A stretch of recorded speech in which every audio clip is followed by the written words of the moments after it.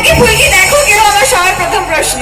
ওখান থেকে কিছুজন দেখে, নাহলে আমি চিল্লে কি করে? আমি এখন ফার্স্টে এসে ফুলকি বলে চিল্লালে যে চেনো? চিনবে না কেন? গার্লফ্রেন্ডের সঙ্গে দেখতে হয়, গার্লফ্রেন্ডরা বলে দেখতে হবে ফুলকি সিরিয়াল, তাই তো? দেখেছো আমি লুকোতে লুকোতে শেষমেশ তোমাদের স্টেজে। দেখছো কি এখন কেউ ফুলকি? কত লুকোচ্ছি আমি, কত লুকোচ্ছি। জামাইবাবুর হাত থেকে পালাবো বলে মুখে রং মেখে মেখে কি অবস্থা আমার।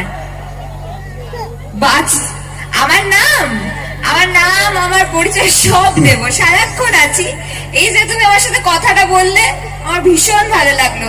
এরকম এখানে যারা যারা বসে আছো, যারা বসে আছো, আমি সবাইকে বলছি একটু কথা বলো।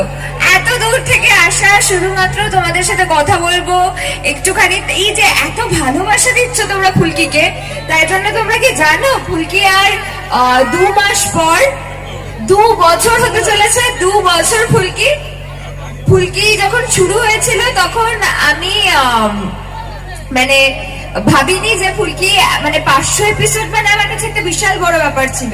তো তোমাদেরকে আমি অসংখ্য ধন্যবাদ জানাতে চাই। এখানে যারা যারা বসে আছো সবাইকে অসংখ্য ধন্যবাদ যে ফুলকির পরিবারকে এতটা ভালোবেসেছো বলে আমরা আজকে 200 অব্দি যেতে পেরেছি। আশা করব মানে 200 বলছি, তোমার 500 এপিসোড অব্দি যেতে পেরেছি। 2 বছর আর মোটে 2 মাস পর আমাদের 2 বছর হতে চলেছে।